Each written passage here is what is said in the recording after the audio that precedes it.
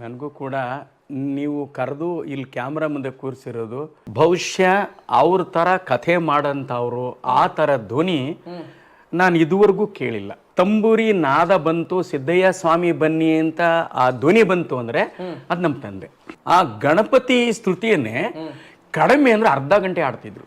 43 ವರ್ಷದಿಂದ ಆ ಥರದ ಧಾಟಿ, ಆ ಥರದ ಧ್ವನಿ, ಆ ಥರ ಆ ಕಥೆಯನ್ನು ಹೇಳೋದು, ಪ್ರೆಸೆಂಟ್ ಮಾಡೋದು, ಆ ಗದ್ಯ ಮತ್ತು ಪದ್ಯ ಬಹುಶಃ ಇನ್ಯಾರಿಗೂ ಬರಲ್ಲ. ಬೆಟ್ಟ ನುಡಿದಾವೋ ಮಾದೇವ ಬಿದುರು ನುಡಿದಾವೋ, ಬೆಟ್ಟದ ಮೇಗಳ ಚಿನ್ನದ ಗಟ್ಟಿಯ ಚಿಗುರು ನುಡಿದಾವೋ. ಬಂಡಾಯ ಅಂತ ಅಂದ್ರೆ ಸತ್ಯವನ್ನ ಕಾಲಜ್ಞಾನ ಸಾರ್ಕೊಂಡು ಹೋದ್ರಲ್ಲ. ಕಾಡು ಊರಾಗುತ್ತೈತೆ, ಊರು ಕಾಡಾಗುತ್ತೈತೆ ಸಾರ್ಕೊಂಡು ಹೋದ್ರಲ್ಲ, ಅದು ಬಂಡಾಯ. ಬಂಡಾಯ ಅಂದ್ರೆ ಅರ್ಥ? ಬಂಡಾಯ ಅಂದ್ರೆ ಸತ್ಯ ಹೇಳೋನು ಅಂತ, ಇರೋದನ್ನೇ ಗೊತ್ತಿಲ್ದಿರೋ ಜನ ಕೇಳ್ಕೊಡೋನು, ಸತ್ಯವಂತ. ಇರೋದನ್ನೇ, ಇಲ್ದಿರೋದಲ್ಲ ಅದು, ಇರೋದನ್ನೇ. ಇಲ್ಲೊಂದು ನೀರು ಬಾಟ್ಲು ಮಡಗಿದೆ ನೋಡಪ್ಪ, ಎತ್ಕೋ, ಕಣ್ ಕಾಣಲ್ವಾ, ಇರೋ ಸತ್ಯವನ್ನೇ ಜನರಿಗೆ ಹೇಳ್ಕೊಟ್ಟವನು ಯಾರು? ಮಂಟೇಸ್ವಾಮಿ. ಅದಕ್ಕೆ ಅವ್ರನ್ನ ಬಂಡಾಯದ ಒಡೆಯ. ಬಟ್ ಕಂಡಾಯದ ಒಡೆಯ ಅಂತ ಕಂಡಾಯ ಅನ್ನಕ್ಕೆ ಪದಕ್ಕೆ ಅರ್ಥನೇ ಇಲ್ಲ. ಅರ್ಜುನ ಜೋಗಿ ಹಾಡೋದು ಕೂಡ ನೀವು ಹಾಡಿದಿರಿ? ಹ್ಞೂ ಸರ್, 23 ವರ್ಷ ಆಯಿತು ನಾನು ಹಾಡಿ ಕ್ಯಾಸೆಟ್ ಮಾಡಿ ಸ್ವಾಮಿಗಳು ಕೊಟ್ಟು ನನ್ನ ಚಾನಲಲ್ಲಿದೆ. ಗೆಜ್ಜೆಗಳು ಗಲಿರೆನ್ನುತ್ತಾ ಜೋಗೈನ ಹುಬ್ಬೆರಡು ನಲಿದಾಡುತ್ತಾ. ಈ ಚುಂಚನಗಿರಿ ಕಾಲಭೈರವೇಶ್ವರನ ಹಾಡನ್ನ ವಿಶೇಷವಾಗಿ ತಾವು ಹಾಡ್ತೀರಿ ಅಂತಂದ್ರೆ ಈ ಭಾಗದ ಯಾವುದೇ ನಿಲ್ಗಾರಾಗ್ಲಿ ಗುಡ್ರಾಗ್ಲಿ ಚುಂಚನಗಿರಿ ಹಾಡುಗಳನ್ನ ಹಾಡೋದು ಕಡಿಮೆ. ನಾನು ಹೇಳಿದ್ನಲ್ಲ, ರಾಚಪ್ಪಾಜಿ ಸಾಲು, ದರೆಗೆ ದೊಡ್ಡವ್ರ ಸಾಲು, ಚುಂಚನಗಿರಿ, ಬೆಳಗಿರಿ ರಂಗ. ನನಗೆ ಗೊತ್ತಿದ್ದ ಹಾಗೆ 43 ವರ್ಷದಿಂದ ಸುತ್ತಾ ಇದ್ದೀನಿ. ಸಾರಂಗದಾರನ ಕತೆ ಆಡೋರು ಕಡಿಮೆ, ಚೆನ್ನಿಗರಾಮನ ಕತೆ ಆಡೋರು ಕಡಿಮೆ, ಗಣಪತರಾಜನ ಕತೆ ಆಡೋರು ಕಡಿಮೆ, ಬಾಲನಾಗಮ್ಮನ ಕತೆ ಆಡೋರು ಕಡಿಮೆ, ಮೈದಾಳರಾಮನ ಕತೆ ಇತ್ತೀಚೆಗೆ ಶುರುವಾಗಿದೆ. ಇವೆಲ್ಲವೂ ನಮ್ಮ ತಂದೆಗೆ ತುಂಬ ಫೇವ್ರೇಟ್ ಕತೆಗಳು. ಸಿದ್ದಪ್ಪಾಜಿನೇ ಕಡಿಮೆ ಇತ್ತು ಆಗ. 35-40 ವರ್ಷದ ಹಿಂದೆ ಸಿದ್ದಪ್ಪಾಜಿ ಕತೆ ನೀಲ ಅವರು ಒಕ್ಲವ್ರ ಹತ್ರ ಒಂದು ಚೂರು ಕೇಳ್ತಾ ಇದ್ರು ಅಷ್ಟೇ. ಹಾಗೆಲ್ಲ ನಡೀತಾ ಇದ್ದು ಗಣಪತರಾಜನ ಕತೆ, ಚೆನ್ನಿಗರಾಮನ ಕತೆ. ನೀವು ಮಾತಿನ ಮಧ್ಯದಲ್ಲಿ ಮೈದಾಳ ರಾಮನ ಕತೆ ಅಲ್ವಾ, ಗಣಪತರಾಜನ ಕತೆ ಅಂತೆಲ್ಲ ಮಾತಾಡ್ತಿರ್ತೀರಿ. ಹೌದು. ಯಾರು ಇವರೆಲ್ಲ? ನಂಗೆ ಅರ್ಥ ಆಗಲಿಲ್ಲ. ಇವ್ರ ಬಗ್ಗೆ ಫಸ್ಟ್ ತಿಳ್ಕೊಬೇಕಲ್ಲ ಅಂತ ಕುತೂಹಲ. ಅವರೆಲ್ಲರೂ ಈ ಸಮಾಜದಲ್ಲಿ ಒಂದು ಒಳ್ಳೆ ರೀತಿಯಲ್ಲಿ ಬದುಕಿ ಹೋದಂಥ ಜನ. ಅವರ ಕಥೆಗಳು ನೀತಿಯಾಗಿ ಮುಂದಿನ ಪೀಳಿಗೆಗೆ ಉಳ್ಕೊಂಡಿದೆ ಜನಪದದವರ ಬಾಯಲ್ಲಿ. ಹೌದು. ಈಗ ನಾನು ಆಗಲೇ ಹೇಳಿದ್ನಲ್ಲ, ಇವತ್ತು ಅಕ್ಕ ತಂಗಿರು ಬಂದ್ರೆ ಮುಖ ಸಿಂಟರ್ಸ್ಕೊಂಡು ಪಕ್ಕಕ್ಕೆ ಹೋಯ್ತಾರೆ. ಯಾಕೆ ಅಂತ ಅಂದ್ರೆ ಭಾಗ ಕೇಳಕ್ ಬಂದ್ಬಿಟ್ಲು ಅಂತ. ಅಲ್ಲ ಸ್ವಾಮಿ, ಗಂಡು ಮಗ ಹುಟ್ಟದಂಗೆ ಹೆಣ್ಣು ಮಗಳು ಹುಟ್ಟಿದಾಳೆ ತಾನೆ, ಅವಳು ಕೊಡೋದ್ರಲ್ಲಿ ತಪ್ಪೇನು ಅಲ್ವೇ? ನೀವು ಕೊಡಿ, ನೀವು ತರೋರ ಮನೇಲಿ ಈಸ್ಕೊಡಿ. ಹೌದು ತಾನೆ? ಬರೀ ಹಣ ಆಸ್ತಿಗೋಸ್ಕರನೇ ಅಕ್ಕ ತಂಗಿರನ್ನ ದೂರ ಮಾಡೋದಾದ್ರೆ ಹಾಗಾದ್ರೆ ಒಂದು ಹೊಟ್ಟೆಲಿ ಹುಟ್ಟದಂತ ಬಾಂಧವ್ಯ ಏನಾಗಬೇಕು? ಅದಕ್ಕೆ ನಮ್ಮಲ್ಲಿ ಹೇಳ್ತಾರೆ, ಯಾವುದೇ ಒಂದು ಮದುವೆ ಮುಂಜಿ ಸಾವು ಸಂಕಟ ಆದ್ರೆ ಬಂಧು ಬಳಗ ಇರ್ಬೇಕಂತೆ. ಅದು ಇರಬೇಕು ಅಂತಂದ್ರೆ ಆಸ್ತಿ ಅಂತಸ್ತನ್ನ ಲೆಕ್ಕಕ್ಕಿಲ್ಲದೆ ನಾವು ತಿರಸ್ಕರಿಸಿ ಮಾನವೀಯತೆಗೆ ಬೆಲೆ ಕೊಟ್ಟು ಪ್ರೀತಿಸ್ಬೇಕು. ನಿಮ್ಗೆ ಹೌದು, ನಿಮ್ಗೆ ಹಣನೇ ದೊಡ್ಡದು ಅನ್ನೋದಾದ್ರೆ ನಾಳೆ ನೀವು ಹಣ ಇಟ್ಕೊಂಡು ಏನೇನು ಮಾಡ್ಬೋದು? ಏನು ಮಾಡ್ತೀರಿ? ನಿಮ್ಗೆ ಬೇಕಾದ ತಿನ್ಬೋದು ಅಷ್ಟೇ, ಬೇಕಾದ್ರೆ ಕೊಂಡ್ಕೋಬಹುದು. ಇರೋ ತನಕ ನಿಮ್ಮನ್ನ ಇಂದ್ರ ಚಂದ್ರ ಅಂತ ಹೋಗ್ಲಿ ಕಾಸು ಕಿತ್ಕೋತಾರೆ. ಖಾಲಿ ಆದ್ಮೇಲೆ ಯಾರೂ ಬರಲ್ಲ. ಅದೇ ನಿಮ್ಮ ಹತ್ರ ಏನೂ ಇಲ್ಲ, ಒಳ್ಳೆ ಮನಸ್ಸು ಇಟ್ಕೊಂಡು ಬದುಕಿ, ಮನೆ ತುಂಬ ಜನ ಇರ್ತಾರೆ. ಹಂಗೆ ಬದುಕಿದವ್ರು ನಮ್ಮಪ್ಪ. ನಮ್ಮ ತಂದೆ ಸತ್ತಾಗ ಸರ್ ನೀವು ಹೇಳ್ತೀರಿ, ಇವತ್ತು ಒಬ್ಬ ದೊಡ್ಡ ಸ್ಟಾರ್ ಅಥವಾ ಮಿನಿಸ್ಟರ್ಗೆ ಆ ಜನ ಸೇರಬೇಕು ಅಂತ ಅನ್ಕೋಬಹುದು ಅಷ್ಟೇ. ಹೌದಾ? ದೇವ್ರಣೆ. ಇವತ್ತು ಅದನ್ನ ನೋಡಿರೋ ಜನ ನಮ್ಮ ಏರಿಯಾದವ್ರು ಇನ್ನೂ ಇದ್ದಾರೆ. ನನ್ನ ವಯಸ್ಸಿನವ್ರು, ನನಗೇನು ದೊಡ್ಡವರು, ನನಗೇನು ಚಿಕ್ಕವ್ರು ಇನ್ನೂ ಇದ್ದಾರೆ. ನಮ್ಮ ತಂದೆಯ ಆ ಶವವನ್ನ ಒತ್ಕೊಂಡು ಹೋದ್ರಲ್ಲ, ಆಗ ಸೇರಿದ್ದ ಜನ ಯಾವ ಥರ ಸುಮ್ಮನೆ ಅಲ್ಲ.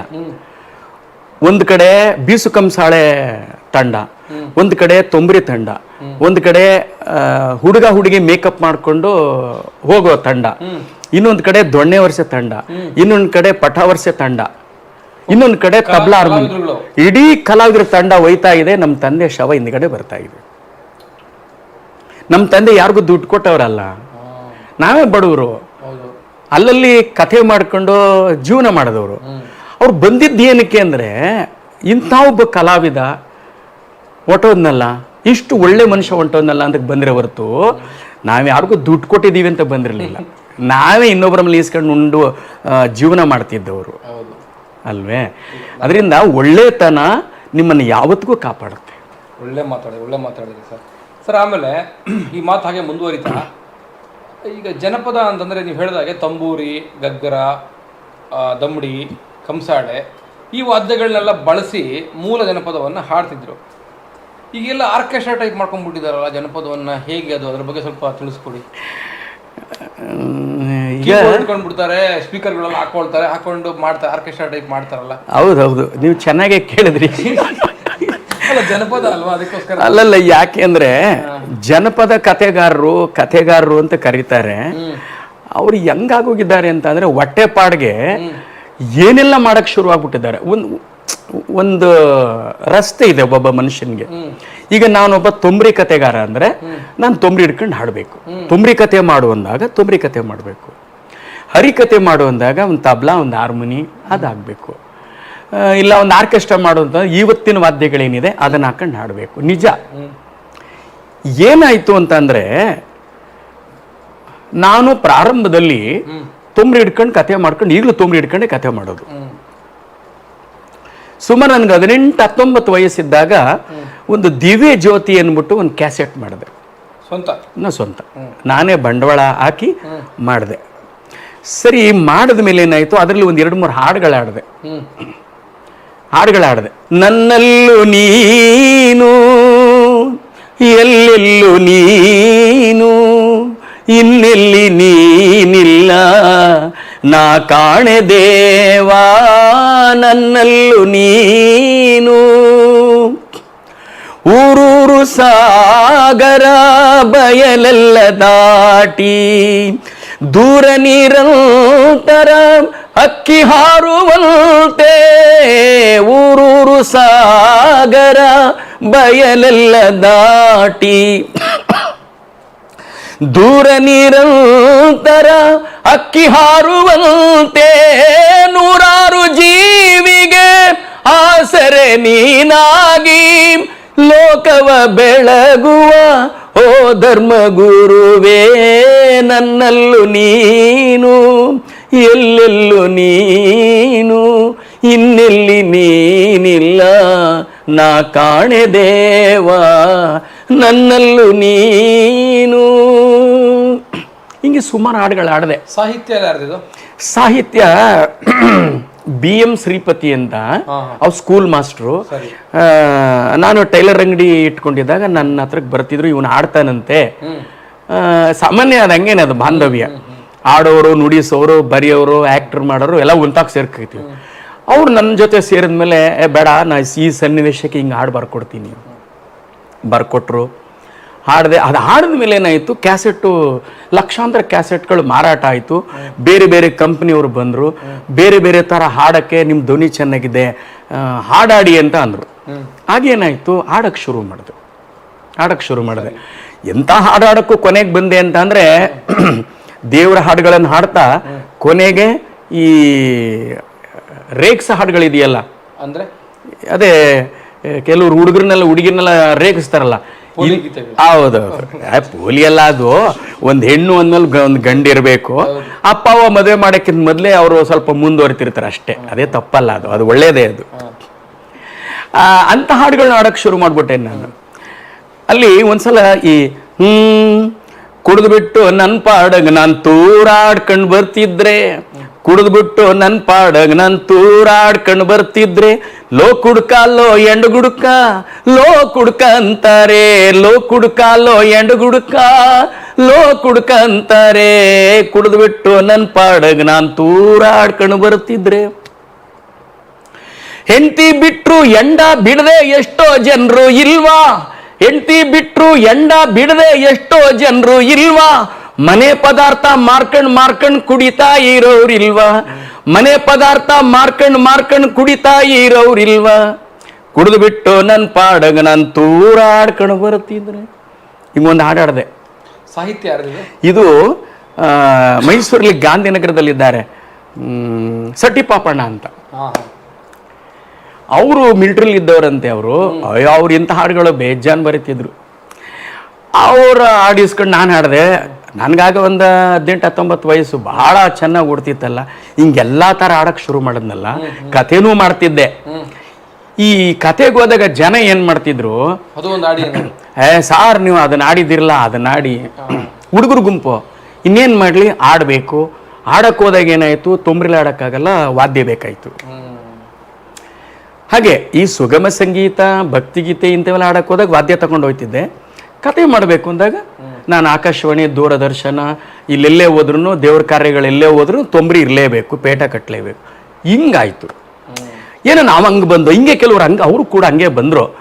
ಇನ್ನು ಕೆಲವರೆಲ್ಲ ಏನು ಮಾಡಿದ್ರು, ಎಲ್ಲನೂ ಬಿಟ್ಬಿಟ್ರು. ಕಂಸಾಳನೂ ಬಿಟ್ಟರು, ತೊಂಬರಿನೂ ಬಿಟ್ಬಿಟ್ರು. ಕೀಬೋರ್ಡ್ ತಕೊಂಡು ಏನು ಮಾಡಿದ್ರು, ಯಾವುದೇ ಕಾರ್ಯಕ್ರಮಕ್ಕೆ ಹೋದ್ರೆ, ಅಂದರೆ ಸಾಮಾನ್ಯ ದೇವ್ರ ಕಾರ್ಯಕ್ರಮಕ್ಕೆ ಕರೆಯಲ್ಲ ಕೆಲವ್ರನ್ನ, ಬರೀ ತಿಥಿ ಮನೆಗೆ ಕರೆಯೋದು. ಆ ತಿಥಿ ಮನೆ ಕರೆದಾಗ ಏನಾಗುತ್ತೆ ಅಂದ್ರೆ, ಶುರು ಹೇಗೆ ಮರೆಯಲ್ಲಿ ಅಂತ ಆಡಕ್ ಶುರು ಮಾಡ್ರೆ ವ್ಯಕ್ತಿ ಮೇಲೆ, ಅಲ್ಲಿ ಕುಂತಿರೋ 100 ಜನನು ನಮ್ಮ ಅಪ್ಪನ ದಾಡಿ, ನಮ್ಮ ಅವ್ವನ ದಾಡಿ, ನನ್ನ ಮಗಳ ದಾಡಿ, ನನ್ನ ತಂಗಿ ದಾಡಿ ಅಂತ ಬೆಳಕು ತುಂಬಿಸ್ಬಿಡ್ತಾರೆ. ಇದೇ ಜನಪದ, ಇದೇ ಕಥೆ ಅಂದ್ಬಿಟ್ಟು ದಿಕ್ಕು ತಪ್ಪದಂಗಲ್ವ ಅಂತ. ಅಲ್ಲ, ದಿಕ್ಕು ಜನನ ಇವರು ತಪ್ಪಿಸ್ತಿದ್ದಾರೆ. ಹೊಟ್ಟೆಪಾಡಿಗಾಗಿ. ಹೌದು, ಜನಪದ ಕಲೆ ಅಂತ ಅಂದ್ರೆ ಸಂಪೂರ್ಣ ಕಲಿಬೇಕು. ಕಂಸಾಳ ಹಿಡ್ಕೊಂಡು ಮಾದಪ್ಪನ ಗುಡ್ರು ಹಿಂದೆ ಏನು ಕಂಸಾಳ ಹಿಡ್ಕೊಂಡು ಆಡ್ತಿದ್ರು, ಅದನ್ನ ಹಿಡ್ಕೊಂಡು ಆಡ್ಬೇಕು ಆ ಸಮಯ ಬಂದಾಗ. ಬೀಸ್ ಕಂಸಾಳೆ ಅಂತ, ಅದು ಬೀಸ್ ಕಂಸಾಳೆ ಬರೀ ಕುಣಿತಾಳೆ, ಕಥೆ ಮಾಡೋದೇ ಇದೆ. ನೋಡಿ, ಇವಾಗ ನೆನೆಸ್ಕೋಬೇಕು, ಕಂಸಾಳೆ ಮಹಾದೇವಯ್ಯ ಅಂತ. ಹೌದು, ಅವ್ರಿಗಿಂತಲೂ ಇನ್ನೂ ಚೆನ್ನಾಗಿ ಆಡ್ತಿದ್ದವರು ಅಂತಂದ್ರೆ ಗಾಂಧಿನಗರದಲ್ಲಿ ಒಬ್ರು ಜವ್ರ ಮೊಗಣ್ಣ ಅಂತ ಇದ್ರು. ಈಗಿಲ್ಲ ಅವ್ರು ಬಿಟ್ರೆ ಅವ್ರಿಗಿಂತ ಹಿರಿಯವ್ರು ಇನ್ನೊಬ್ರು ಇದ್ರು, ಜೋಪಡಿ ಮಾದಯ್ಯ ಅಂತ. ಅವ್ರಲ್ಲಿ ನಮ್ಮ ತಂದೆಗಿಂತಲೂ ದೊಡ್ಡವರು, ಜೋಪಡಿ ಮಾದಯ್ಯ ಅಂತ. ಕಂಸಾಳೆ ಹಿಡ್ಕೊಂಡು ದಮ್ಮಡಿ ಹಾಕೊಂಡು ಕೂತ್ರೆ 77 ಮಲೆಯಿಂದ ಮಾದಪ್ಪ ನೇರ ಅವ್ರ ಮುಂದೆ ಬಂದು ನಿಂತ್ಕೋಬೇಕು. ಹೌದು, ಸತ್ಯ. ನಾನು ಚಿಕ್ಕವನಂದ್ರೆ ತುಂಬಾ ಚಿಕ್ಕವನು.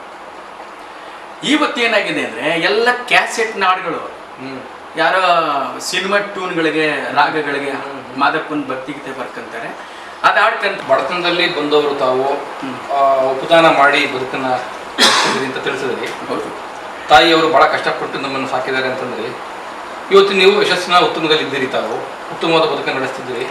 ನಿಮ್ಮ ಯಶಸ್ಸನ್ನ ಕಂಡ್ರ ತಾಯಿಯವರು? ಕಂಡ್ರೆ ತುಂಬಾ ಒಳ್ಳೆಯ ಮಾತು ಕೇಳಿದ್ರಿ. ಯಾಕೆಂದ್ರೆ ಯಾವ ತಂದೆ ತಾಯಿ ಆದ್ರೂ ಏನು ಕಷ್ಟಪಟ್ಟು ಸಾಕಿರ್ತಾರೋ ಮಕ್ಕಳ ಯಶಸ್ಸನ್ನು ನೋಡಿದಾಗ ಅವ್ರಿಗೆ ತೃಪ್ತಿ ಆಗುತ್ತೆ. ಅದಾಯ್ತಾ ತಾಯಿಯವ್ರಿಗೆ ಅಂತ ನನ್ಗನ್ಸಿದೆ, ಆಗಿದೆ ಅಂತ ಅನ್ಸುತ್ತೆ. ಯಾಕೆಂದ್ರೆ ನಮ್ಗೆ ಒಂದು ಒಳ್ಳೆ ಬಟ್ಟೆ ಅನ್ನೋದೇ ಇಲ್ಲ. ನೋಡಿ, ಒಂದ್ಸಲ ಗೌರಿ ಹಬ್ಬ ನಮ್ಮನೇಲಿ ಬದನೆಕಾಯಿ ಚಟ್ನಿ, ಜೋಳದ ಮುದ್ದೆ, ಹಬ್ಬ ಮಾಡಕ್ಕೆ ಏನೂ ಇಲ್ಲ ಅಂತ ಸ್ಥಿತಿಲಿದ್ದವ್ರು ನಾವು. ನಾನು ಎಷ್ಟೊಂದು ಕ್ಯಾಸೆಟ್ ಮಾಡಿ, ಎಷ್ಟೊಂದು ಸಿನಿಮಾಗಳು ಮಾಡಿದಾಗ ನಮ್ಮ ತಾಯಿಗೆ ಆಗುವ ಆನಂದ ಅಷ್ಟಿಷ್ಟಲ್ಲ. ಒಂದೊಂದು ಸಿನಿಮಾ ಮಾಡಿದಾಗಲೆಲ್ಲ ಇಂಥದ್ದೊಂದು ಮಾಡೋ, ಅದ್ರಲ್ಲಿ ನಿಮ್ಮ ಅಪ್ಪನ ಥರ ಕಾಣ್ತೀಯೇನು ಅಂತೀರಾ? ಹೌದು, ಈ ಥರ ಹಾಡು, ನಿಮ್ಮ ಅಪ್ಪನ ಥರ ಧ್ವನಿ ಬರುತ್ತೆ ಅಂತ ಹೇಳಿ ನನ್ನನ್ನು ಸಾಕ್ತವ್ರು. ನೋಡಿ, ನನಗೆ ಬೆಂಗಳೂರು ವರ್ಚುವಲ್ ಯೂನಿವರ್ಸಿಟಿ ನನಗೆ ಡಾಕ್ಟ್ರೇಟ್ ಕೊಡ್ತೀನಿ ಅಂತ ನನ್ನ ದಾಖಲೆಗಳ ತಗೊಂಡದನ್ನೇ ಕರೆಸಿದ್ರು. ಸರಿ, ನನಗೆ ನಾಚಿಕೆ, ನೀವೇನಾದ್ರು ಹೇಳಿ, ನಾನು ಇಲ್ಲಿ ಕೇಳ್ತಿದ್ದೀರಿ ಅಂತ ಹೇಳ್ತಾರ ಮಾತಲ್ಲ. ನಾನು ಆವತ್ತಿಗೆ ನಾನು ಆಡಿದ ಮಾತು ಶ್ರೀರಂಗಪಟ್ಟಣದ ರಂಗನಾಥ ಸ್ವಾಮಿ ದೇವಸ್ಥಾನದ ಎದುರುಗಡೆನೇ ಒಂದು ಹೋಟ್ಲಿದೆ, ಅಲ್ಲಿ ಕೂತ್ಕೊಂಡು ಅವ್ರಿಗೆ ಹೇಳಿದೆ, ನೋಡಿ, ನಾನು ಹೊಟ್ಟೆ ಪಾಡಿಗಾಗಿ ಆಡ್ಕೊಂಡು ಜೀವನ ಮಾಡ್ತಾ ಇದ್ದೀನಿ. ಇಂಥ ಬಿರುದುಗಳೆಲ್ಲ ದೊಡ್ಡ ದೊಡ್ಡ ಮಹನೀಯರಿಗೆ ಸಲ್ಲಬೇಕಾದದ್ದು. ಆ ಡಾಕ್ಟರ್ ಹೆಸರು ಇದೆಯಲ್ಲ ನೋಡಿ, ಡಾಕ್ಟರ್ ರಾಜ್ಕುಮಾರ್ ಎಷ್ಟು ಚೆನ್ನಾಗಿದೆ ಹೆಸರು, ಡಾಕ್ಟರ್ BR ಅಂಬೇಡ್ಕರ್ ಎಷ್ಟು ಚೆನ್ನಾಗಿದೆ ಹೆಸರು. ಅದೆಲ್ಲ ಅಂಥವ್ರಿಗೆ ಅವೆಲ್ಲ ಚಂದ. ಇಲ್ಲೆಲ್ಲೋ ಬೀಲ್ ತಿರುಗಾಡ್ಕೊಂಡು ನಮ್ಮಂಥವ್ರಿಗೆಲ್ಲ ಕೊಡ್ತಾರೆ ಅಂದ್ರೆ ನನಗೆ ಒಂದು ರೀತಿ ಕಷ್ಟನೇ. ಕೆಲವರು ಲಾಭಿ ಮಾಡಿ ಅದನ್ನ ಪ್ರತಿಷ್ಠೆಯಾಗಿ ಸ್ವೀಕರಣೆ ಮಾಡ್ತಾ ಇರ್ತಕ್ಕಂಥ ದಿನಗಳಿದ್ದಾವೆ ಸರ್. ಈಗ ಅದು ಅವ್ರ ವೈಯಕ್ತಿಕ ವಿಚಾರ. ನನಗನ್ಸಿತ್ತು, ನಾನು ದೇವರಾಣೆಗೂ ನನಗೆ ಬೇಡ ಅಂತ ತಿರಸ್ಕಾರ ಮಾಡ್ಬಿಟ್ರ. ಖಂಡಿತ ಎದ್ದು ಬಂದಿದ್ದೆ ನಾನು. Super sir. ಎಲ್ಲಿವರೆಗೂ ಬಂದಿದ್ದೆ? ಕೋಟೆ, ಟಿಪ್ಪು ಸುಲ್ತಾನ್ ಕೋಟೆ, ಅಲ್ಲಿವರೆಗೂ ಬಂದ್ಬಿಟ್ಟಿದ್ದೆ. ಅವರು ಹಿಂದೆನೆ ಬಂದ್ರು, ಸ್ವಾಮಿ ನಿಮಗೆ ನಿಮ್ಮ ತನ ಗೊತ್ತಿಲ್ಲ, ನೀವು ಮಾಡಿರೋ ಸಾಧನೆ ಮೇಲೆ ಕೊಡ್ತಾ ಇರೋದು ಹೊರತು ನಿಮ್ಮಿಂದ ಏನೋ ಅಪೇಕ್ಷೆ ಪಟ್ಟು ನಾವು ಇದನ್ನು ಕೊಡಿಸ್ತಾ ಇಲ್ಲ. ನಾನೊಬ್ಬ ಪತ್ರಕರ್ತನಾಗಿ ನಿಮ್ಮ ಸಾಧನೆನ ನಾನು ಲಿಸ್ಟ್ ಮಾಡಿದ್ದೀನಿ ನೋಡಿ ಎಂದು ತೋರಿಸಿದ್ರು. ಏನು ನಾನು 13ನೇ ವಯಸ್ಸಿನಿಂದ ಆಕಾಶವಾಣಿಯಲ್ಲಿ ಎ ಗ್ರೇಡ್ ಆಗಿ, ಟಾಪ್ ಗ್ರೇಡ್ ಆಗಿ, ಟಾಪ್ 1 ಗ್ರೇಡ್ ಕಲಾವಿದನಾಗಿ, ಜೊತೆಗೆ ಅಲ್ಲಿ ನಾನು ಆಕಾಶವಾಣಿಯಲ್ಲಿ ತೀರ್ಪುಗಾರನಾಗಿ ಸೇವೆ ಮಾಡ್ತಿರೋ ಜನಪದಕ್ಕೆ, ಅದು ಈ ಎಷ್ಟೆಲ್ಲ ಕ್ಯಾಸೆಟ್ಗಳು, ಎಷ್ಟು ಕಥೆಗಳು, ಇವನ್ನೆಲ್ಲವನ್ನು ಅವರು ಬರೆದಿಟ್ಟು ಇದ್ರ ಮೇಲೆ ನಿಮ್ಗೆ ಕೊಡ್ತಿದ್ದಾರೆ. ನಿಮ್ಮದು ಒಂದು ಸಾಧನೆ ಇದೆ. ನಿಮ್ಗೆ ಏನಂದರೆ ಅವ್ರು ಹೇಳಿದ್ರು, ಗೌರವ ಡಾಕ್ಟ್ರೇಟ್ ಇದು ಅಂತ, ನಿಮ್ಮ ಸಾಧನೆ ಇದೆ, ನೀವು ಬೇಡ ಅನ್ಬಾರ್ದು, ಹಿಂಗೆಲ್ಲ ತಾತ್ಸಾರ ಮಾಡಬಾರ್ದು, ಬನ್ನಿ. ನಾನಂದೆ ಅದನ್ನ ನನ್ಗೆ ಬರೆಯೋಕ್ಕೆ ಬರೋಲ್ಲ, ಹೆಂಗೆ ಮಾಡ್ಕೊಳ್ಳಿ, ಎಂಥದ್ದು ಎಲ್ಲ ಬನ್ನಿ ನೀವೆಲ್ಲ ಮಾಡ್ತೀರ ಕಣಿ ಅಂದ್ಬಿಟ್ಟು ಕರ್ಕೊಂಡೋಗಿ ನನ್ನನ್ನು ಕೊಡಿಸಿದ್ರು. ಕೊಡುವಾಗ ನಾನು ಒಬ್ಬನೇ ಹೋದೆ. ಹೆಂಗೆ ಹೋದೆ ಅಂದರೆ, ಹಿಂಗೆ ಒಂದು ಪಂಚೆ, ಒಂದು ಶರ್ಟ್, ಜುಬ್ಬ ಹಾಕೊಂಡು ಒಂದು ಬ್ಯಾಗ್ ಹಾಕೊಂಡು ಹೋದೆ. ಈ ಕಲಾಮಂದಿರದಲ್ಲಿ. ಯಾರು ಬೇಡ, ನಾನು ಒಬ್ಬನೇ ಹೋಗ್ತೀನಿ ಅಂದ್ಬಿಟ್ಟು ಬಂದೆ. ಅಲ್ಲಿ ನೋಡಿದಾಗ ಯಾರು ಡಾಕ್ಟರೇಟ್ ಕೊಡುವಾಗ ಅವ್ರ ಕಡೆಯೆಲ್ಲ ಇಷ್ಟೊಂದು ಜನ ಬಂದವ್ರೆ. ಏನು ಸಾಲು ಹೂನಾರಗಳು, ಅಲ್ಲಲ್ಲೇ ಸ್ವೀಟ್ದು ಡಬ್ಬಗಳು. ನಾನು ನೋಡಿದೆ, ಇದೇನು ನಾನು ಒಬ್ಬನೇ ಹಿಂಗೆ ಒಂಥರ ಇಲ್ಲೂ ಭಿಕ್ಷೆ ಕೇಳೋನಿಗೆ ಬಂದಿದ್ದೀನಲ್ಲ ಅಂದ್ಬಿಟ್ಟು ನನ್ನ ಮಗನಿಗೆ ಫೋನ್ ಮಾಡಿದೆ. ಏನಪ್ಪ ಅಂದ, ನನಗೆ ಹಾಗನ್ನಿಸ್ತು, ನಮ್ಮ ತಾಯಿ ಇದನ್ನು ತೋರಿಸ್ಬೇಕು. ಸರಿ ಅಮ್ಮನ ಕರ್ಕೊಬಾ ಅಜ್ಜಿನ ಅಂತ. ಸರಿ ಕರ್ಕೊ ಬಂದ, ಕೂರಿಸ್ದೆ. ನಾನು ಕರೆದ್ರು, ಹೋದ್ರು, ಗೌನೆಲ್ಲ ಕೊಟ್ಟರು, ಹಾಕೊಂಡೆ, ವೇದಿಕೆಗೆ ಹೋದ್ರು, ಕೊಟ್ಟರು, ಬಂದೆ. ಕಲಾಮಂದಿರದ ಮುಂದೆ ಫೋಟೋ ತಗೋಬೇಕಾದ್ರೆ ನನ್ನ ಶಿಷ್ಯ ಇದ್ದಾರೆ, ಎಂ ಪ್ರದೀಪ್ ಕುಮಾರ್ ಅಂತ, ಸಿಂಗನಲ್ಲೂರು. ಅವರು ಜನಪದದಲ್ಲಿ ಬಹಳ ಅಗ್ರಗಣ್ಯ, ಬಹಳ ಚೆನ್ನಾಗಿ ಬರೀತಾರೆ. ನಾವೆಲ್ಲ ಫೋಟೋ ತೆಗಿಸುವಾಗ ನಮ್ಮ ತಾಯಿ ಕೇಳಿದ್ರು, ಮಗ ಏನವ, ಇನ್ಮೇಲೆ ನೀನು ಸಾಪ್ ಮಿಡಿಕಬೋದ, ಡಾಕ್ಟರ್ ಶಾಪು ಸಾಪ್ ಮಡಿಕಬೋದ? ಎಂಥ ಸಾಪ್? ಅದೇ ನಮ್ಮ ರವಿಕುಮಾರ್ ಮಾಡಿದನಲ್ಲ. ಅಯ್ಯೋ ಅಮ್ಮ, ಇದು ಇಂಜೆಕ್ಷನ್ ಕೊಡೋ ಡಾಕ್ಟರ್ ಅಲ್ಲ. ನಾನು 43 ವರ್ಷ ಈ ತೊಂಬರಿ ಹಿಡ್ಕೊಂಡು ಊರೂರೆಲ್ಲ ಸುತ್ಕೊಂಡು ಆಡಿದ್ದೀನಲ್ಲ, ಆ ಸರ್ವಿಸ್ ಮೇಲೆ ಇದನ್ನ ಕೊಟ್ಟವ್ರೆ ಕಣವ. ಹಂಗ ನಾ ಎಲ್ಲ ನೀನು ಸಾಪ್ ಮಿಡಿಕೊಂಡು ಕತೆಗೆ ಹೋಗೋದು ಬೇಡ, ಒಂತ ಕೂತ್ಕೋಬಹುದು ಅನ್ಕೊಂಡೆ. ನೋಡಿ, ತಾಯಿ ಅಲ್ಲೂ ಕೂಡ ಆ ಮಗನ ಒಳ್ಳೆದನ್ನೇ ಯೋಚನೆ ಮಾಡ್ತಾರೆ. ಒಂದ್ ಕಡೆ ಕೂತ್ಕೊಂಡು ಸಂಪಾದನೆ ಮಾಡ್ಲಿ, ತಿರ್ಗೋದ್ ಬೇಡ ನನ್ನ ಮಗ ಇನ್ಮೇಲೆ ಅಂತ. ಹಸಿ ಊರು ತಿರುಗಿದ್ದೇವೆ. ದೊಡ್ಡವರು ಭಿಕ್ಷಾ ಮಾಡ್ತಾರಲ್ಲ, ದೊಡ್ಡ ಜೋಳಿಗೆ ತುಂಬಿದಟ್ಟಿಗೆ ಪಟ್ನ ಕಟ್ಟಿ ತಲೆ ಮೇಲೆ ಒರೆಸ್ತಾರೆ. ಒತ್ಕೋಬೇಕು ಶಿಷ್ಯರಾದವ್ರನ್ನ. ಅದನ್ನ ಒತ್ಕೊಂಡು ಇಲ್ಲೊಂದು ಜೋಳಿಗೆ, ಒಂದು ಟಿಫನ್ ಕೇರೆ, ಸಾರು ಕೊಟ್ರೆ ಈಸ್ಕೋಬೇಕಲ್ಲ, ಅಥವಾ ನೀರು ಮಡಿಕೋಬೇಕಲ್ಲ, ಇದೆಲ್ಲ ತುಂಬ್ಕೊಂಡು ಕೈಯಲ್ಲಿ ತಾಳನು ಹಾಕಬೇಕು. ಅವ್ರು ಆಡ್ತಾರೆ, ಅನ್ನವನ್ನು ನೀಡು ತಾಯಿ, ನಿನ್ನ ಮಕ್ಕಳಿಗೆ ಪುಣ್ಯದ ಫಲಗಳುಂಟು, ಕುಂತವ್ವ ಪುಣ್ಯದ ಫಲಗಳುಂಟು. ಅನ್ನವನ್ನು ನೀಡಿದರೆ ನಿನ್ನ ಮಕ್ಕಳ ಇವರು ತ್ರಿಪಟ್ಟನಾಳಲವ್ವ ಅಂತಾರೆ ತೋಬರಿ ಭಾಷೆ. ನಾವು ಇದನ್ನ ಒತ್ಕೊಂಡು ಟಿಫನ್ ಕೆರೆ ಕೈಯಲ್ಲಿ ತಾಳ ಹಾಕೊಂಡು ನಾವು ಮಾಡಬೇಕು.